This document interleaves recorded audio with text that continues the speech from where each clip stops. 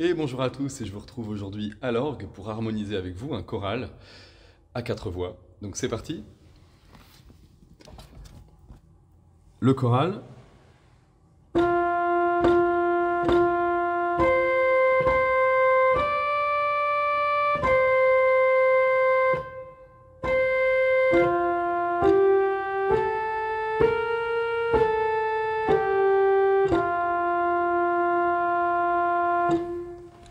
Alors, déjà, on peut dire qu'on est en Fa majeur, à cause du Si bémol à la clé, donc Fa majeur. On reconnaît donc deux petites phrases, deux petites périodes, on dit plutôt période en chorale, mais on peut dire phrase aussi. Une qui se termine par Do, ici, et une qui se termine sur Fa. Do étant le cinquième degré à partir de Fa, on peut faire une sorte de demi-cadence ici, une cadence sur Do.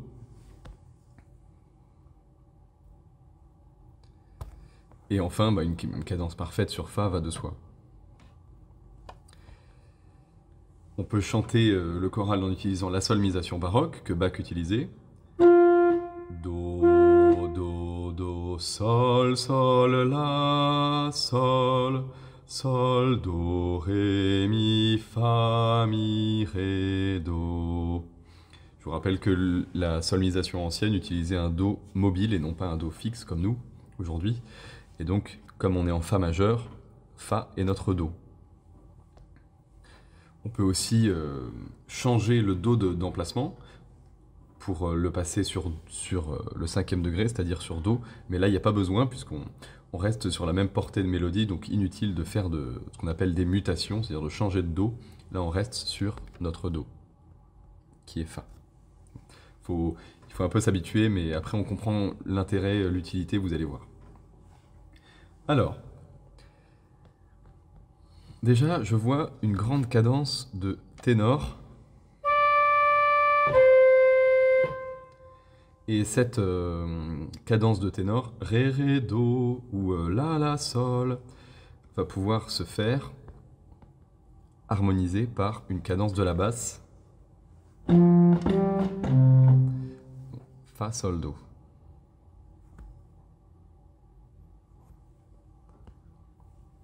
Je vous joue ça tout de suite.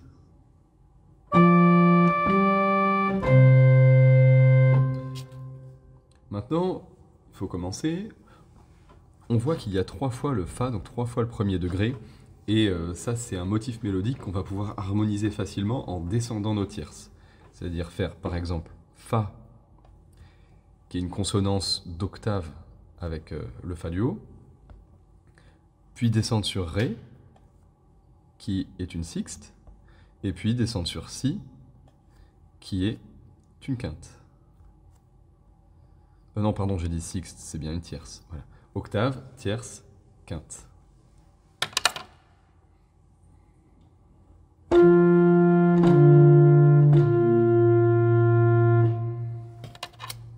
Comme on voit une grande montée de quinte, ce que je vais faire, c'est que je vais essayer de descendre pour faire un mouvement contraire, et en même temps de ne pas descendre beaucoup pour éviter d'avoir deux grands mouvements simultanés. Je vais descendre sur le La pour avoir une tierce. Je vais remonter ensuite sur Do. Là, je vais peut-être juste décaler un petit peu vers la gauche pour éviter que ce soit trop confus. Voilà.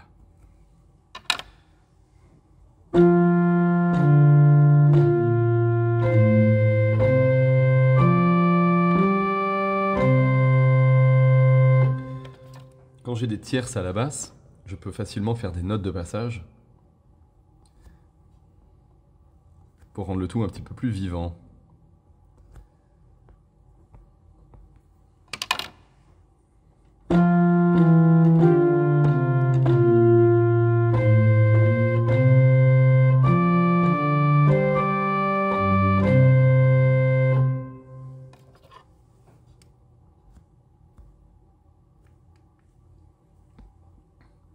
Quand j'ai des tierces à la basse, je peux facilement rajouter des notes de passage pour rendre le tout un petit peu plus vivant.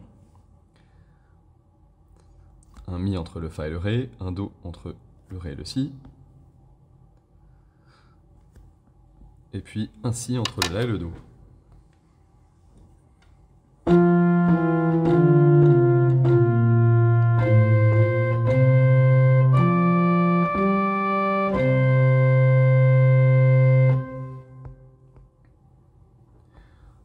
Ensuite, je vais aller tout de suite sur la deuxième phrase. Je finis par la sol fa, en fait plutôt par mi ré do en solmisation. Et quand j'ai mi ré do, je peux tout de suite dire que j'ai une cadence parfaite, une cadence, ce qu'on appelle une cadence simple. Donc 1, 5, 1. C'est hyper courant. Hop. Je peux même descendre le premier degré. Donc ça fait ça.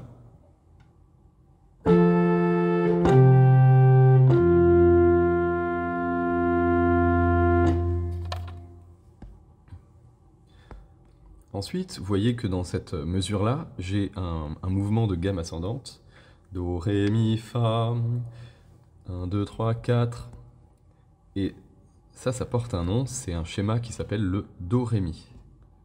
Vous voyez que c'est assez utile de connaître la solmisation, parce que en fait, les types de mélodies au XVIIIe siècle, ce genre de mélodie, ils appelaient tous ça do, ré, mi, et pas fa, sol, la, en fonction des tonalités. C'était toujours do, ré, mi. Alors le do, ré, mi, en général, on va l'harmoniser par fa, mi, fa. Fa, mi, fa, c'est-à-dire premier degré, septième degré, premier degré.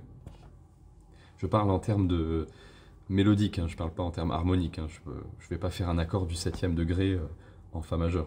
C'est juste le mi qui est le septième degré mélodique de fa. La septième note de la gamme, quoi, la sensible, si vous préférez. Ensuite, je vais mettre une consonance ici, une sixte. Il me manque juste à harmoniser ce do. Je vais faire un la, par exemple. Et voilà pour ma basse.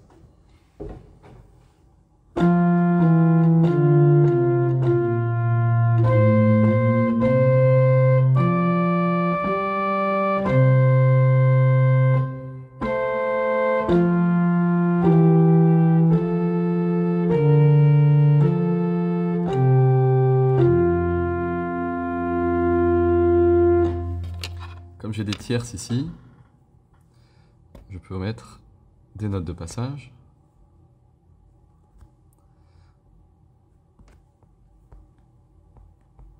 Pour rendre le tout un petit peu plus vivant.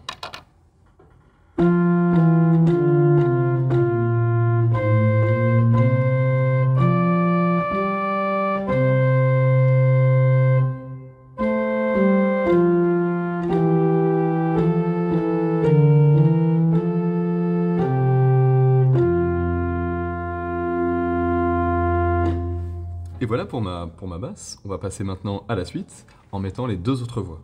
Alors pour ça, il suffit de mettre des consonances. Alors je vais enlever tout ce que j'ai noté auparavant pour éviter que ce soit trop confus. On va mettre des consonances. Donc là, j'ai une octave. Comme c'est l'accord qui tombe sur le premier degré, je vais mettre tierce quinte. Donc là, la tierce. Et do, la quinte. Ensuite, j'arrive sur ré, je peux mettre encore tierce quinte. J'ai déjà la tierce fa. Je vais mettre la quinte qui est déjà là aussi. Et je vais monter sur l'octave. Pour l'instant, que des accords à l'état fondamental. Puis j'arrive sur le quatrième degré. Je vais mettre aussi la tierce qui est là encore. Et monter sur l'octave avec la voix de ténor.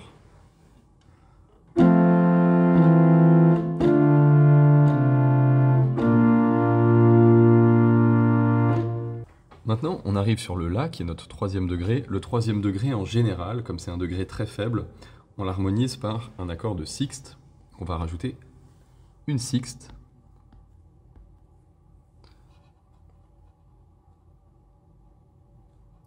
Donc, la sixte ici est doublée, par exemple, la tierce.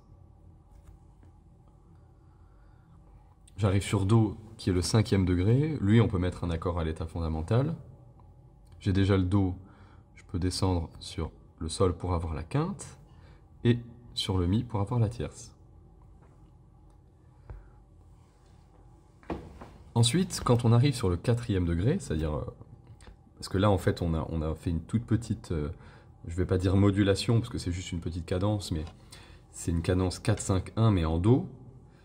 Souvent, on va l'harmoniser avec un accord de sixte et quinte.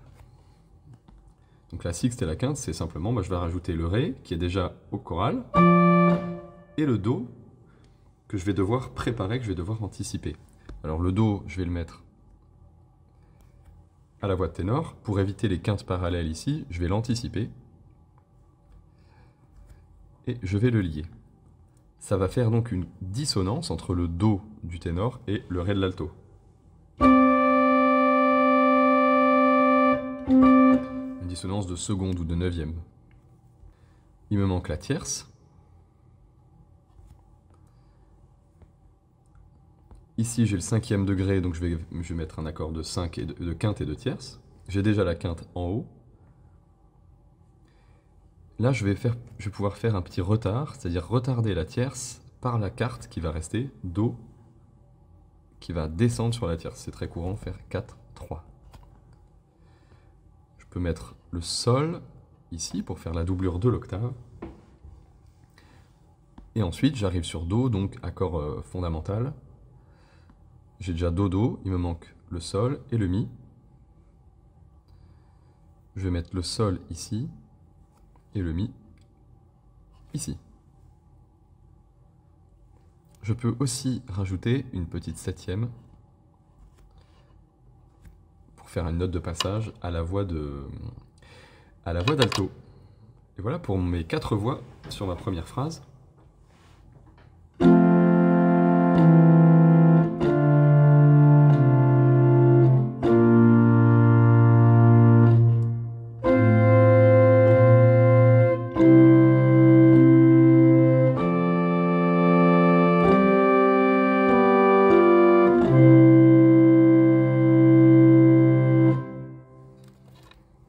Ça me semble pas mal tout ça.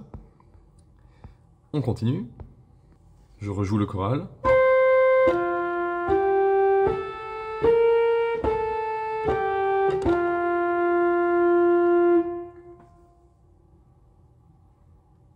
J'ai donc déjà ici la Do, c'est-à-dire un 3e degré. Ce 3e degré, je rappelle qu'on l'harmonise souvent par un accord de sixte. Je vais mettre le Fa. Et je vais doubler la tierce. Je commence sur un La. C'est un 3e degré, c'est donc je vais l'harmoniser avec un accord de sixte. Je vais mettre la tierce, que je vais doubler, et la sixte, Fa. Ensuite, j'ai Fa, et j'ai l'octave, Fa, Fa. Je vais mettre, comme c'est le 1er degré, pour le coup, un accord de Fa, avec tierce et quinte. Ensuite, j'ai un 7e degré. Le 7e degré, on va toujours l'harmoniser avec un accord de sixte. C'est un renversement. Donc là, j'ai la tierce. Je peux doubler la tierce et garder le Do, garder la sixte. Je retourne sur l'accord de Fa. Comme j'ai déjà le La, je vais mettre l'octave, enfin l'unisson. Et je vais garder le Do. Ensuite, j'arrive sur Ré, qui a déjà la sixte, puisque j'ai Ré, Si bémol. Je vais donc prendre tierce.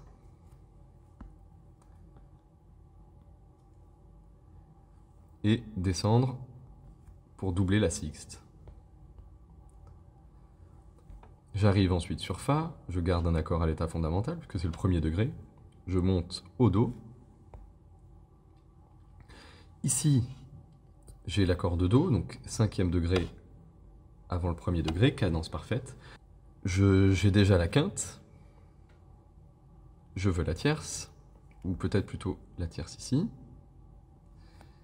Et je vais garder le Do, donc l'octave. Et je vais même mettre un petit retard avec la voix de ténor. J'arrive ensuite sur Fa, j'ai déjà l'octave. Donc je peux garder le Do ici. J'arrive ensuite sur l'accord de Fa, mon dernier accord. Le Mi va monter sur Fa. Je vais avoir trois Fa, mais c'est pas grave. Et le Do va descendre sur le La. Si on doit oublier une note dans un accord, c'est plutôt la quinte que la tierce. Et je vais mettre encore une fois la petite septième de passage. Ah, donc je vais jouer à partir du point d'orgue, la deuxième partie.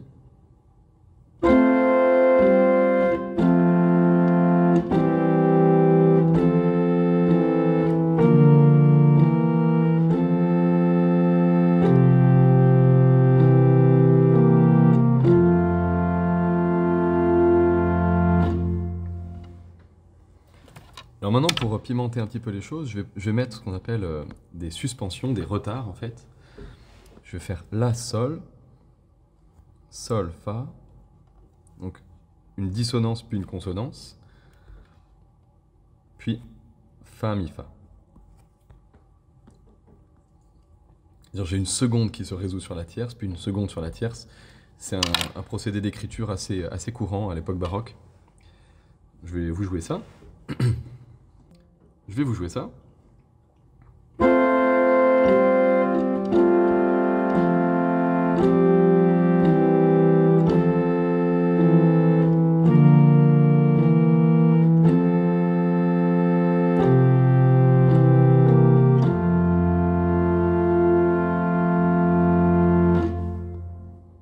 Tout depuis le début maintenant.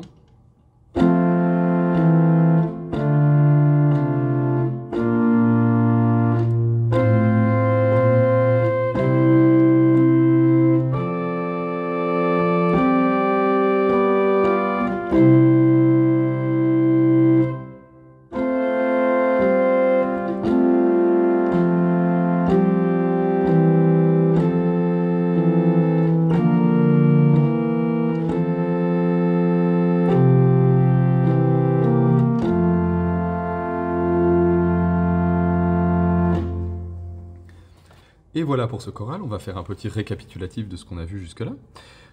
On a vu deux périodes de phrases qui se terminent l'une sur Do, qu'on a décidé d'harmoniser avec une cadence en Do, et une sur Fa, donc avec une cadence en Fa. C'est une structure classique, une sorte de demi-cadence, puis cadence parfaite. J'oublie évidemment le Si bécard, sinon on n'est pas en Do. Au niveau des schémas qu'on a vus, un long premier degré s'harmonise facilement par une descente de tierce. La cadence Ré, Ré, Do s'harmonise facilement par 4, 5, 1. On a vu aussi la cadence simple, Mi, Ré, Do, donc 3, 2, 1, s'harmonise facilement par 1, 5, 1. Enfin, nous avons vu le Do, Ré, Mi, donc 1, 2, 3, qui s'harmonise aussi facilement par 1, 7, 1, donc Fa, Mi, Fa. Et aussi la technique des retards. Je n'ai pas mis les liaisons, mais il faut les mettre. Voilà. C'est-à-dire que plutôt que de jouer tout de suite l'accord, on fait attendre un petit peu, créant un effet de suspension pour que ce soit un petit peu plus vivant. Et voilà pour ce petit choral. J'espère que cette vidéo vous aura intéressé, vous aura plu. N'hésitez pas à faire la même chose chez vous, essayez de trouver votre propre harmonisation et à me l'envoyer à l'adresse email qui se trouve en description. Si mon travail vous a plu, mettez un petit pouce vers le haut, un petit commentaire, partagez aussi la vidéo. Vous pouvez aussi souscrire à la chaîne en cliquant sur le bouton rejoindre. N'hésitez pas non plus à rejoindre le canal Telegram pour parler de musique. J'essaye progressivement de monter un groupe francophone sur lequel on va pouvoir échanger. Vous pourrez échanger vos exercices, parler avec d'autres passionnés de musique, d'harmonie, de composition, enfin peu importe. Quant à moi, je vous dis à bientôt pour une nouvelle vidéo. Portez-vous bien, au revoir.